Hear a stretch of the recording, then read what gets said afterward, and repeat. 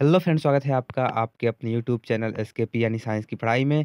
सो दोस्तों, आज हम देखने वाले हैं मोस्ट एक्सपेक्टेड ऑब्जेक्टिव क्वेश्चंस 2023 के लिए। सो दोस्तों, बिहार बोर्ड, यूपी बोर्ड, कोई सा भी बोर्ड हो, ये क्वेश्चन पेपर बहुत इंपॉर्टेंट है। हालांकि बिहार बोर्ड के तो एग्ज़ाम मुझको लग रहा है कि बहुत नियरेस्ट होंगे, उसके बारे में मुझे ज़्यादा जानकारी नहीं है, लेकिन फोकस है यूपी बोर्ड पे। सो दोस्तों, अगर आप यूपी बोर्ड से हैं तो वीडियो को पूरा लास्ट तक देखें और इस क्वेश्चंस को नोट करते जाएं। अगर जो नोट्स नहीं करेंगे तो मैं आपको डिस्क्रिप्शन में इसके पीडीएफ दे दूंगा। हालांकि ये मेरे बनाए हुए पीडीएफ नहीं है, दूसरे के बनाए हुए पीडीएफ हैं। जिसके भी हैं उसको मैं इस वीडियो की क्रेडिट देता हूँ, यानी कि ये इम्पोर्टेंट ही है एक जरिए से। सो दोस्तों, चलिए इसे स्टार्ट करते हैं। इटली तथा जर्मनी वर्तमान में किस महादेश के अंतर्गत आते हैं? तो आपको पता होगा कि महादेश यानी कि क्या होता है। महादेश का मतलब होता है महाद्वीप। तो किस महाद्वीप के अंतर्गत आते हैं?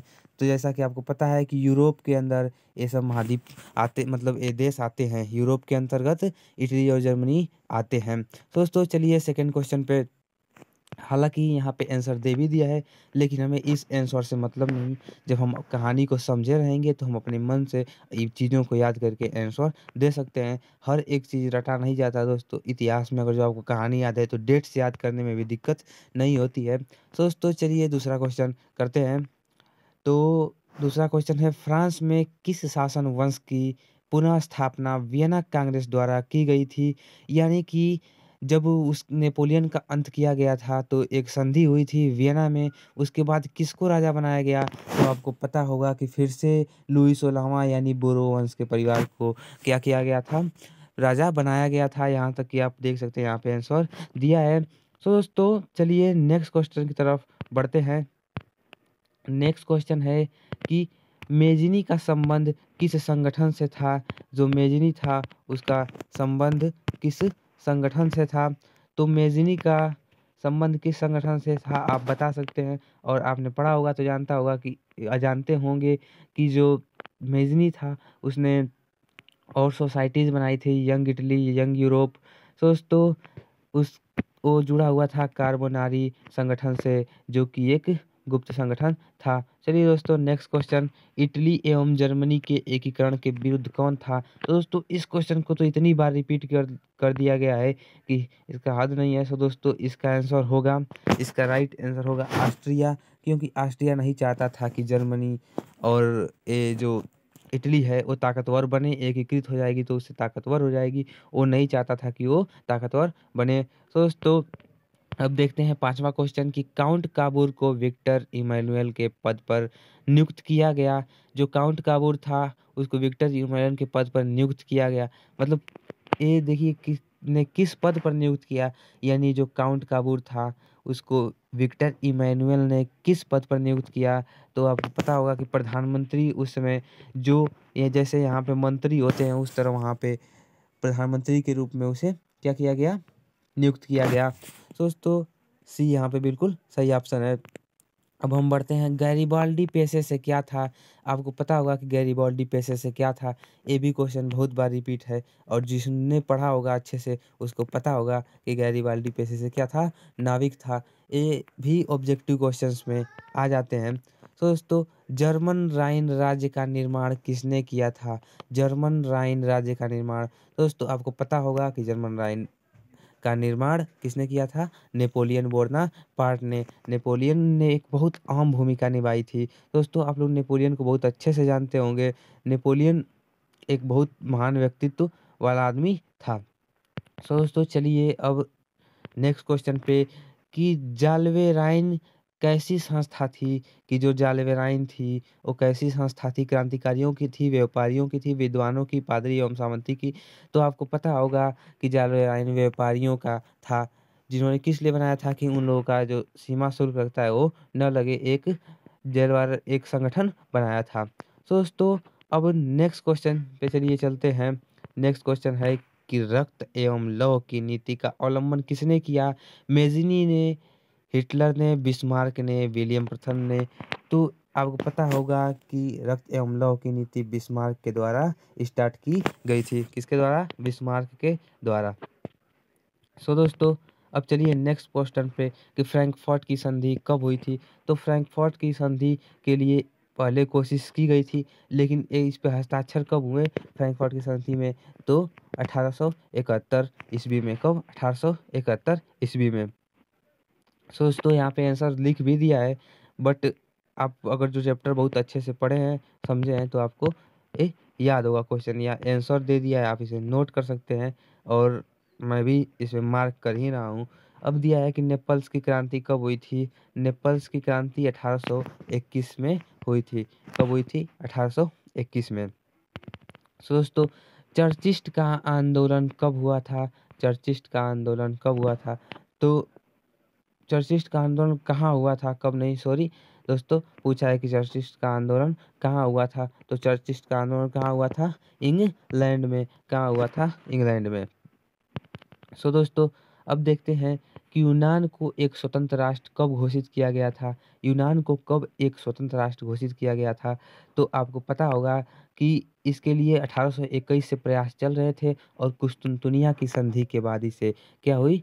स्वतंत्र राष्ट्र घोषित किया गया, यानी कि 1832 ईस्वी में इसे क्या किया गया? स्वतंत्र राष्ट्र घोषित किया गया। अब दोस्तों 14वां क्वेश्चन है कि कार्बोनारी संगठन किस वर्ष में हुआ? कार्बोनारी जो संगठन था, ये किसके द्वारा बनाया, मतलब ये तो इसमें मेजनी ने क्या किया था? काम किया था, लेकिन मेजनी के द्वारा भी संगठन बनाए गए थे, लेकिन कार्बोनारी संगठन किस वर्ष का हुआ? तो आपको पता होना चाहिए कि कार्बोनारी 1810 में बना हुआ था। 1810 में। कब? 1810 में। सो दोस्तों अब चलिए देखते हैं कि एड्रियानोपोल की संधि कब हुई थी? एड्रियानोपोल की संधि हुई थी 1829 में। 1829 में। तो दोस्तों अब हम देखते हैं कि एड्रियानोपोल की संधि किन देशों के बीच हुई थी? पहले आपने देखा कि संधि कब हुई थी, अब किन देशों के बीच हुई थी? तो किन किन देशों के बीच हुई थी? तुर्की और रूस। तुर्की और रूस। दोस्तों अब हम देखते हैं कि सेडान का युद्ध किसके बीच हुआ? यानी सेडान का बीच किसके बीच हुआ? सेडान किस किस बुक में थोड़ा अलग नाम करके देता है। सेडान का युद्ध हुआ था फ्रांस और प्रसा के मध्य। किसके मध्य? फ्रांस और प्रसा के मध्य। दोस्तों अब पूछा है कि किस देश का हंगरी पर पूर्ण आधिपत्य था? हंगरी पर पूर्ण आधिपत्य था ऑस्ट्रिया का। जैसे आपको पता है कि ऑस्ट्रिया एकीकरण के विरुद्ध थी, वो नहीं चाहती थी कि जर्मनी और इटली का एकीकरण हो, और हंगरी पर पूर्ण आधिपत्य किसका था? तो ऑस्ट्रिया का ही था। दोस्तों अब पोलैंड के विद्रोह को किसने कुचल दिया? पोलैंड में जो विद्रोह हो रहे थे किसने कुचल दिया? तो किसने कुचल दिया? रूसी लोगों ने, यानी रूस ने कुचल दिया। रूस ने उसे कुचल दिया। तो दोस्तों अब क्वेश्चन है नेक्स्ट की सन 1870 में फ्रांस और प्रसा के बीच युद्ध कहाँ हुआ था? यानी सन 1870 में फ्रांस और प्रसा के बीच युद्ध कहाँ हुआ? तो सेडान में हुआ था। कहाँ हुआ था? सेडान में। 1870 में फ्रांस और प्रसा के बीच युद्ध सेडान में हुआ था। ओके दोस्तों, और आप यहाँ पे एक बार देख लीजिए, क्वेश्चन रिपीट कर रहा है। यहाँ पे भी था कि सेडान का युद्ध किसके किसके बीच हुआ था, और यहाँ पे भी क्वेश्चन है कि 1870 में प्रसा और फ्रांस के बीच में युद्ध कहाँ हुआ था। तो देख सकते हैं क्वेश्चन घुमा के भी पूछ सकता है। दोस्तों अब चलिए 21वें क्वेश्चन पे, यूरोपवासियों के लिए किस देश का साहित्यिक एवं ज्ञान विज्ञान प्रेरणा स्रोत रहा है? यानी यूरोपवासियों के लिए किस देश का साहित्य एवं ज्ञान विज्ञान मतलब प्रेरणा स्रोत रहा है? कौन सा प्रेरणादायक रहा है? तो कौन सा? यूनान का। जैसा कि आपको पता होगा यूनान के बहुत सारे वैज्ञानिक निकले, यानी यूनान अपने आप में एक अलग ही था, जहाँ से बहुत लोग विद्वान और मतलब वैज्ञानिक लोग निकलते थे। युवा इटली संस्था का विकास किसने किया? नहीं, युवा इटली संस्था का विकास किया, मतलब किसने किया या किया? तो युवा इटली संस्था का विकास आपको पता होगा कि मेजिनी ने किया। मेजिनी ने किया। और जैसा कि मैं आपको बता रहा था कि इसने कई संगठन बताए, यानी कि युवा इटली संस्था वही उसकी एक क्या है? संगठन है। उसको आप यंग इटली या युवा इटली बोलिए, बात एक ही है। अब दोस्तों देखते हैं कि बिस्मार्क निम्न में से क्या था? बिस्मार्क था क्या? तो बिस्मार्क क्या था? कूटनीतिज्ञ था। अगर जो ऑप्शन में कुछ नहीं है प्रधानमंत्री मतलब जहाँ का ये था, तो आपको पता होना चाहिए कि कूटनीतिज्ञ था। ये क्या करता था कि उसको बोल हाँ, छिपी संधि यानी कि चोरी चुपके से जाके दूसरे देशों से हाथ मिला लेता और दूसरे पे युद्ध कर देता, यानी ये कूटनीतिज्ञ था जिसको बोलते हैं कि ये कूट नहीं बोलते हैं कि वो कूटनीतिज्ञ लोग बहुत तेज मतलब युद्ध में भाग लेते हैं और युद्ध को अलग तरीके से लड़ते हैं, अपने दिमाग से लड़ते हैं। दोस्तों अब 24वां क्वेश्चन है कि सार्डिनिया पिडमॉन्ट का शासक कौन था? तो सार्डिनिया पिडमॉन्ट का शासक कौन था? नेपोलियन था कि काउंट कबूर था कि विक्टर इमैनुअल कि विलियम प्रथम? दोस्तों इसका सार्डिनिया पिडमॉन्ट का शासक विक्टर इमैनुअल था, जो कि इटली का मतलब पहले का शासक इटली का यही था, यानी कि मेन इटली का शासक पहले यही था, लेकिन जब इटली कई टुकड़ों में विभक्त हो गया था तो सार्डिनिया पिडमॉन्ट का शासक विक्टर इमैनुअल था। तो इतना बस आप याद रखेंगे। दोस्तों यूनानी स्वतंत्रता आंदोलन के दौरान कौन ब्रिटिश कवि शहीद हुए? यूनानी स्वतंत्रता आंदोलन के दौरान कौन ब्रिटिश कवि शहीद हुए? यानी कि यूनान में आपको पता होगा कि लोग अब स्वतंत्रता के लिए कवियों और बहुत लोगों का प्रयोग करते थे, तो यूनान की स्वतंत्रता में कोई एक कवि क्या हुआ था, शहीद हो गया था। तो उसका नाम क्या था? और आपने अपनी किताब में बहुत बार देखा होगा, बहुत बार उनका नाम सुना होगा, उनका नाम है लॉर्ड बायरन। क्या दोस्तों? Lord Byron. नाम लॉर्ड बायरन। अब 26वां क्वेश्चन है कि जालवे राइन की स्थापना किस राज्य ने की? जो जालवे राइन था इसकी स्थापना किस राज्य ने की? तो किस राज्य ने की जालवे राइन की स्थापना? प्रसा। दोस्तों पर ये क्वेश्चन बहुत इंपॉर्टेंट है, इससे संबंधित हमेशा क्वेश्चन आता रहता है जालवे राइन से। दोस्तों ये एक व्यापारियों का संगठन था। अब बात करते हैं कि हंगरी की भाषा क्या थी? हंगरी की भाषा क्या थी? हंगरी की भाषा थी मैग्यार। हंगरी की भाषा क्या थी? मैग्यार थी। दोस्तों 28वां क्वेश्चन, यूनान के स्वतंत्रता संग्राम में किसकी पराजय हुई? तो आपको पता है कि यूनान को स्वतंत्रता कब मिलेगी? जब ऑटोमन साम्राज्य तुर्की उस पे से क्या करेगा, अपना आधिपत्य हटा देगा, यानी कुस्तुनतुनिया के समय इसको क्या मिली थी? आज़ादी मिली थी। किससे मिली थी? तुर्की से, यानी तुर्की हार गया और यूनान क्या हुआ? जीत गया। और 29वां क्वेश्चन, मारियाम किस देश के राष्ट्रवाद की प्रतीक थी? जो मारियाम थी वो किस देश की राष्ट्रीय प्रतीक थी? तो आपको पता होगा कि मारियाम फ्रांस की राष्ट्रीय प्रतीक थी। फ्रांस देश की राष्ट्रीय प्रतीक थी। तो दोस्तों अब हम बात करते हैं लास्ट क्वेश्चन एंड फाइनल 30वें क्वेश्चन की।